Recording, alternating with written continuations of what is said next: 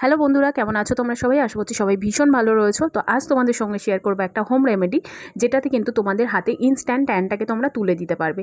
সেটা ঘরোয়া কিছু জিনিস দিয়ে, বাইরে থেকে কিছু কেনার প্রয়োজন নেই। ঘরে যা জিনিস রয়েছে সেগুলো দিয়েই কিন্তু খুব ভালোভাবে আমরা হাতের বা পায়ের স্কিনে যে ট্যানটা পড়ে সেই ট্যানটাকে কিন্তু রিমুভ করতে পারবো। দেখো, মোটামুটি পার্লারে গিয়ে কিন্তু সবাই কম বেশি আমরা ট্যানটা রিমুভ করি, তবে সারা মাসে যে আমাদের হাতে বা পায়ে ট্যান পড়ছে সেটা কিন্তু মাসে একবার পার্লারে গিয়ে যে ট্যানটা আমরা রিমুভ করছি সেটা কিন্তু অতটাও ভালোভাবে ট্যানটা রিমুভ হয় না। তবে আমরা বাড়িতে যদি নিজেদেরকে 5 মিনিট সময় দিই, সপ্তাহে অন্তত একবার করে, তাহলে কিন্তু ট্যানটা খুব ভালোভাবে রিমুভ হয়ে যায়।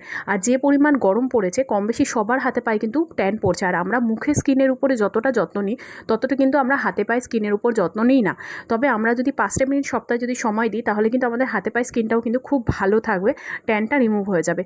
তো চলো, ট্যানটা কীভাবে রিমুভ করছি আর কী কী জিনিস ব্যবহার করছি সেটা তোমাদেরকে আগে দেখিয়ে দিই। স্কিপ না করে পুরো ভিডিওটা দেখো, আশা করছি তোমাদের ভালো লাগবে। তো এইখানে আগে তোমাদেরকে দেখাই আমার হাতের কি অবস্থা। তো দুটো হাতে দেখতে পাচ্ছ খুব ভালোভাবে ট্যান পড়ে গেছে। তো এই ট্যানটাকে আমি ইনস্ট্যান্ট কীভাবে রিমুভ করব বাড়িতে, সেটা তোমাদেরকে চলো দেখাচ্ছি।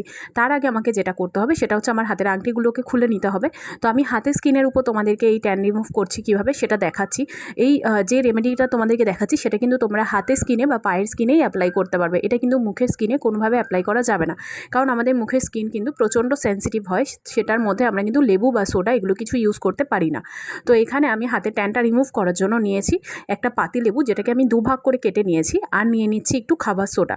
তো খাবার সোডার আর লেবুটাকে আমি একসঙ্গে নিয়ে নেব। তো আমি দেখো লেবুর মধ্যে কিছুটা পরিমাণ চামচ দিয়ে খাবার সোডাটা উপরে দিয়ে নিচ্ছি। তোমরা কিন্তু চাইলে একটা বাটির মধ্যে খাবার সোডা নিয়ে তার উপরে লেবুটা দিয়ে খুব ভালোভাবে লেবুর মধ্যে খাবার সোডাটা মিশিয়ে নিয়ে হাতের মধ্যে ঘষে নিতে পারো। তো আমি এখানে লেবুর মধ্যেই খাবার সোডাটা দিয়ে নিচ্ছি। দিয়ে আমি যে হাতের যে আমি ট্যানটা রিমুভ করব, তো সেই জায়গাটা খুব ভালোভাবে ঘষে নেব। আর একটুখানি লেবুটাকে চিপে নিতে হবে যাতে লেবুর রসটা বেরিয়ে যায়।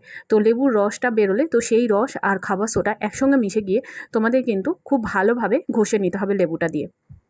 কেউ কিন্তু ভুলেও এই খাবার সোডা বা লেবু মুখের স্কিনের উপরে অ্যাপ্লাই করতে যেও না। এটা কিন্তু শুধুমাত্র হাতের বা পায়ের স্কিনের জন্যই আমি দেখাচ্ছি।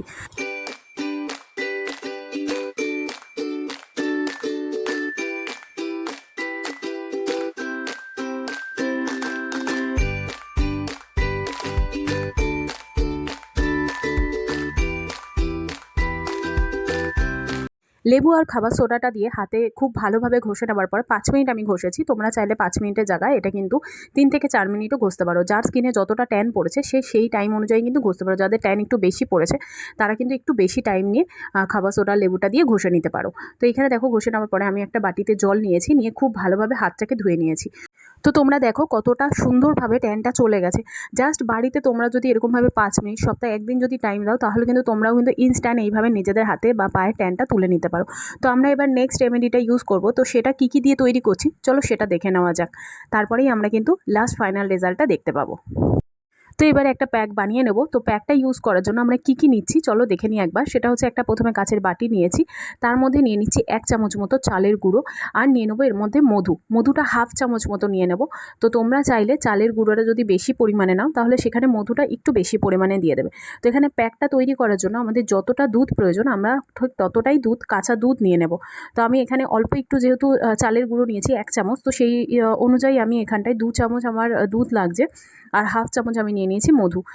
তো চালের গুঁড়ো, মধু আর দুধ, তো সব কিছু একসঙ্গে মিশিয়ে খুব ভালোভাবে প্যাক বানিয়ে নিতে হবে। প্যাকটা কিন্তু খুব পাতলাও হবে না, খুব ঘনও হবে না, মোটামুটি একটা নর্মাল প্যাক তৈরি হবে। তো সেটাকে আমরা খুব ভালোভাবে হাতের মধ্যে লাগিয়ে নেব।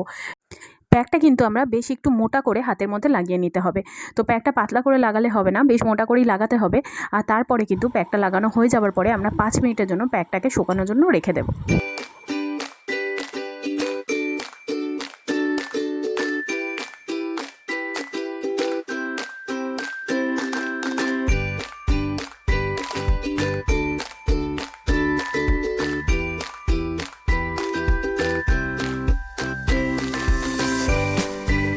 তো 5 মিনিট পরে দেখো আমাদের হাতের প্যাকটা খুব ভালোভাবে শুকিয়ে গেছে। আর জলের বাটির মধ্যে অল্প অল্প করে, মানে আমরা হাতটাকে ডুবিয়ে দেবো, দিয়ে আর অল্প অল্প করে জল নিয়ে আমরা খুব ভালোভাবে হাত দিয়ে ঘষে ঘষে এই প্যাকটাকে তুলতে হবে। হাতটা কিন্তু মানে ডিরেক্ট ধুয়ে নিলে হবে না, এরকমভাবে হালকা হাতে জল নিয়ে আমরা প্যাকটাকে খুব ভালোভাবে ঘষে ঘষে তারপরে ধুয়ে নিতে হবে।